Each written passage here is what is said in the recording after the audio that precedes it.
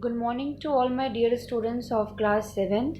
In today's class, I am going to explain you the chapter number 1 of the subject Social Studies of Geography.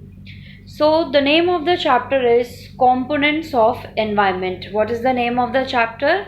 Components of Environment. So let's begin the explanation now. Before it, let's understand the meaning of the chapter. First main important thing I want to tell you that in this chapter I have underlined the difficult words with red pen whose meaning I will tell you in between of the explanations. Okay, you can write the meaning later on. So what is the meaning of the word components? Components mean one of several parts of which something is made. ठीक है, यानी कि environment, अब पहले दिया components of environment. Environment क्या होता है?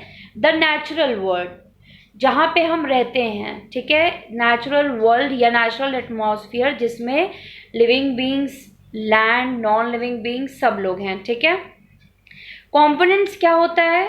कुछ वो चीज़ें जिससे मिलके क्या बनता है? एनवायरनमेंट. ठीक है, तो कंपोनेंट्स का अर्थ क्या हुआ? One of several parts of which something is made. Let's begin. Environment. You might have often come across the word environment. Environment literally means, literally का मतलब original meaning of the word.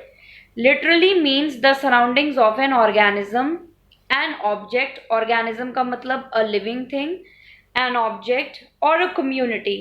The environment is not the same everywhere. It varies from place to place. Besides, various kinds of conditions prevail in different parts of the world.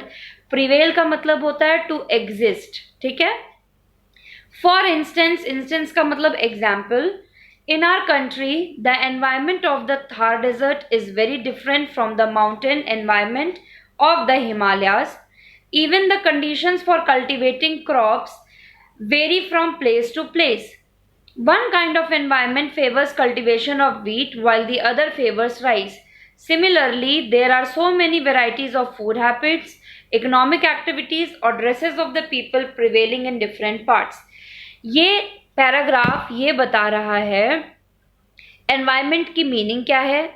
ठीक है, जहाँ पे living organisms, objects या community आपको मिलती है, atmosphere, ऐसा वो एनवायरनमेंट होता है. ये कह रहा है कि हर एक जगह का एनवायरनमेंट डिफरेंट होता है. ठीक है, कहीं पे एग्जाम्पल के तौर पे यहाँ पे दिया है कि अगर हम इंडिया में ही देख लें, थार डेजर्ट में चले जाएंगे तो वहाँ बहुत गर्मी रहती है, और अगर किसी पहाड़ी जगह में चले जाएंगे तो वो ठंडा मिलेगा. उसी हिसाब से किसी जगह पे राइस का कल्टीवेशन अच्छा होता है तो किसी जगह पे वीट का कल्टीवेशन अच्छा होता है. Overall the gist of the paragraph is कि environment varies from place to place, यानी कि एनवायरनमेंट प्लेस टू प्लेस अलग होता है. ज़रूरी नहीं है कि हर जगह का एनवायरनमेंट एक जैसा हो. Next topic, physical environment. The physical environment, also called the natural environment or abiotic environment, is the prevailing natural condition which comprises of land, water and air.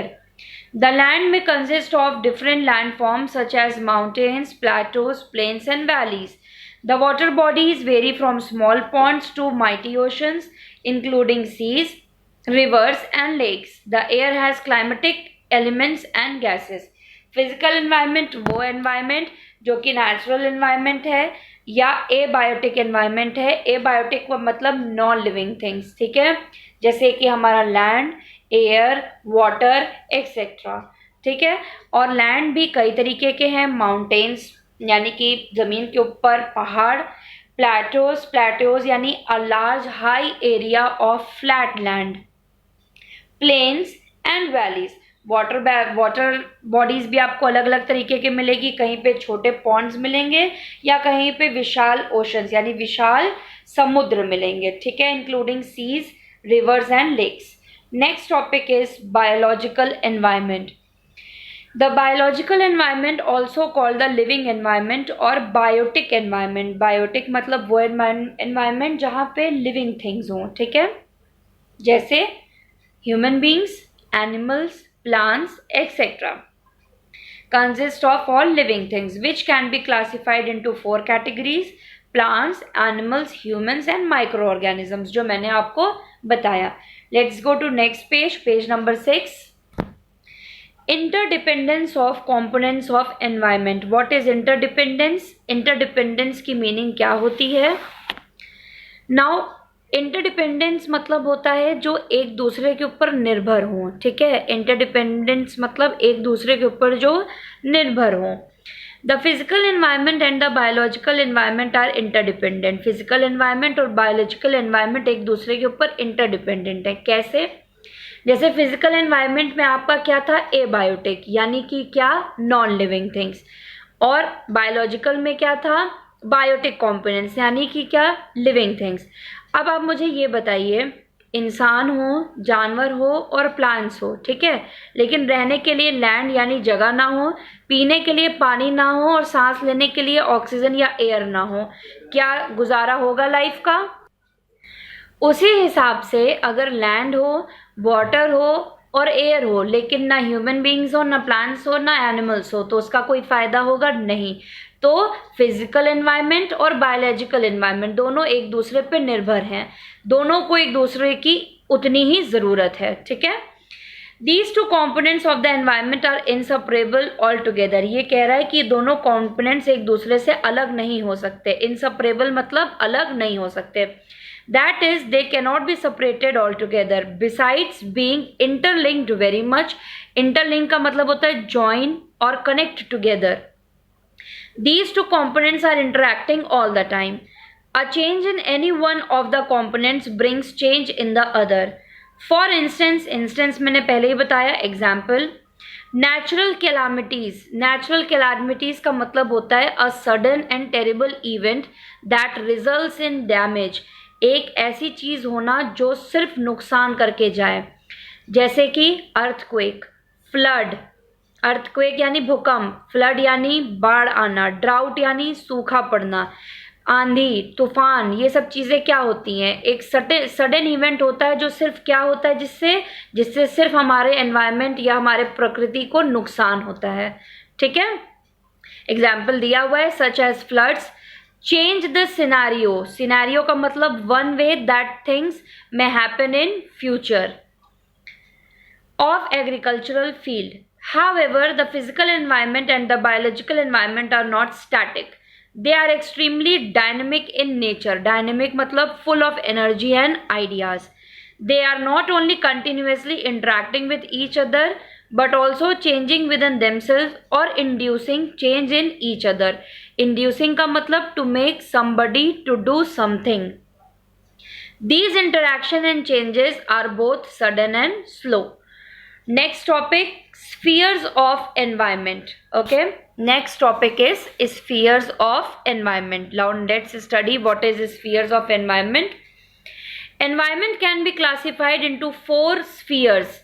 Environment को 4 spheres में divide किया जा सकता है. Spheres का क्या मतलब होता है? Any round object shaped like a ball. ठीक है. पहला है lithosphere, atmosphere, hydrosphere, biosphere. Lithosphere मतलब लैंड, हाइड्रोस्फीयर मतलब वाटर, एटमॉस्फेयर मतलब एयर और बायोस्फीयर हम समझेंगे क्या होता है. First is lithosphere. Land is the solid crust or the hard top layer and is covered by a thin layer of soil. सबको पता है लैंड यानी जमीन. जमीन के ऊपर आपको क्या मिलेगा? सॉइल. सॉइल यानी मिट्टी. हम उसको पक्का करा के मकान बनाते हैं, लेकिन अगर आप कोई प्लेन लैंड देखें, ग्राउंड देखें, खेत देखें, तो क्या मिलता है? मिट्टी यानी कि soil. It is an irregular surface with various land forms such as mountains, plateaus, plains and valleys. It provides us forest, grasslands for grazing. Grazing मतलब जहाँ पे जानवर को चराया जाता है या चराने को कहते हैं grazing. Land for agriculture and human settlements and minerals for industries. ये सारी चीजें हमें कहाँ मिलती हैं? लैंड में. Next is hydrosphere. हाइड्रोस्फीयर का मतलब होता है water. All water bodies of the earth together form hydrosphere. Earth में मौजूद जितनी भी वाटर बॉडीज हैं, चाहे वो रिवर हो, चाहे वो ओशन हो, चाहे वो पॉन्ड्स हो, चाहे वो लेक्स हो, चाहे वो वेल्स हो, ये सब किस में आता है? हाइड्रोस्फीयर में. All forms of precipitation. बेटा प्रेसिपिटेशन का क्या मतलब होता है? प्रेसिपिटेशन का मतलब ये होता है कि जब आसमान से पानी यानी कि बारिश हो, स्नोफॉल यानी कि बर्फ गिरे या बर्फ के टुकड़े गिरे, ठीक है, किसी भी फॉर्म में जब पानी आसमान से गिरता है उसको हम कहते हैं precipitation. Like ice, snow, rain etcetera are also part of hydrosphere. Hydrosphere is essential. Essential मतलब जरूरी, necessary for the support of life on this planet. सबको पता है पानी ना हो तो पानी एक एसेंशियल यानी कि नेसेसरी चीज है जिंदा रहने के लिए। पानी ना हो तो आपका कोई बेसिक काम नहीं हो सकता, खाना नहीं बन सकता, आप नहा नहीं सकते। बहुत सारी चीजें ऐसी हैं जिसमें पानी का इस्तेमाल ना होता है। एक दिन घर में पानी नहीं आता है तो पानी की वैल्यू हमें समझ में आती है। About 70% of the Earth's surface is covered with water and most of it is in the oceans। ये कह रहा है कि अर्थ का 70% हिस्सा में पानी है और ज्यादातर वो पानी में क्या है? ओशंस। स्पेशली 4 मेन महाद्वीप जैसे इंडियन ओशन, ठीक है, एग्जाम्पल है। Only a small portion appears as fresh water which is found in rivers, lakes and groundwater। ये कह रहा है फ्रेश वाटर क्या होता है? फ्रेश वाटर वो वाटर होता है जो पीने के लायक होता है। एक बात मैं बता दूं, समुद्री पानी कभी पिया नहीं जा सकता क्योंकि उसमें नमक होता है। अगर आपको हर टाइम पानी में नमक डाल के दिया जाए तो क्या आप पी पाएंगे? नहीं पी पाएंगे, ठीक है। तो फ्रेश वाटर वो वाटर जिसको हम पी सकते हैं।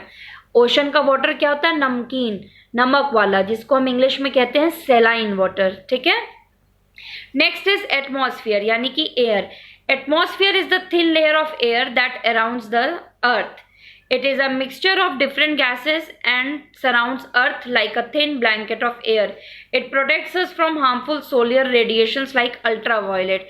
Ultraviolet क्या होता है? अल्ट्रावायलेट वो लाइट होती है जो हमारी स्किन के लिए डेंजरस होती है। And scorching heat of the sun. Scorching मतलब बहुत गर्म, वेरी हॉट। एटमॉस्फेयर क्या होता है? एटमॉस्फेयर एक थिन लेयर होती है जो हमें प्रोटेक्ट करती है अल्ट्रावायलेट रेज से और बहुत ज्यादा गर्मी से। Biosphere, next topic is biosphere. The combination of all the above is termed as biosphere. ये कह रहा है लिथोस्फीयर, हाइड्रोस्फीयर और एटमॉस्फीयर तीनों को जब हम मिला देते हैं तो क्या बनता है? Biosphere. Biosphere is very small part of earth where land, water and air interact with each other to sustain life. Sustain की मीनिंग टू गिव सपोर्ट, ठीक है। तो लैंड, वाटर और एयर तीनों जब मिलते हैं तो एक सपोर्ट सिस्टम बनता है जिंदगी गुजारने के लिए, लाइफ बिताने के लिए।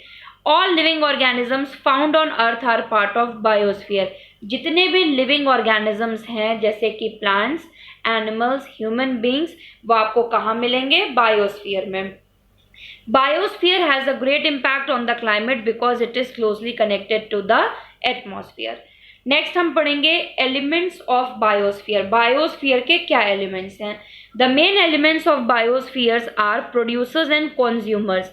एलिमेंट्स क्या हैं बायोस्फीयर के? Producers and consumers. तो सबसे पहले हम पढ़ेंगे अबाउट प्रोड्यूसर्स। प्रोड्यूसर्स को हम ऑटोट्रॉप्स भी कहते हैं। क्या कहते हैं? Autotrophs. The producers produce their food directly from the environment. Example plants.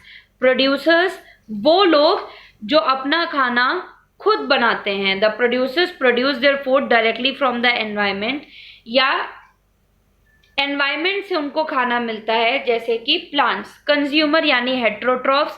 The consumers can not produce their food directly from the environment. Example animals, humans. The consumer offer 3 types: carnivores, flash eaters जो कि क्या खाते हैं? Meet. हर्बीफोर्स, plant eaters जो क्या खाते हैं? Plants यानी कि green vegetables. Omnivores, flash and plant eaters जो दोनों खाते हैं, ठीक है। कार्निवोर्स वो लोग जो कि सिर्फ नॉन वेज खाते हैं। हर्बीवोर्स वो लोग जो सिर्फ वेजिटेरियन फूड खाते हैं। और ओमनीवोर्स वो लोग जो फ्लैश भी खाते हैं यानी कि नॉन वेजिटेरियन भी हैं प्लस वेजिटेरियन भी हैं।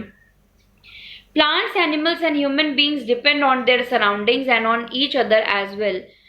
These relation of dependence मैंने बताया the state of needing somebody, एक दूसरे पे निर्भर, एंड interdependence together constitute मतलब to be one of the parts that form something, an ecosystem. Human environment. Last topic of the chapter is human environment. Human environment include all human creations and activities. Human beings have continuously adapted. Adapted की meaning होती है to change your behavior according to the situation.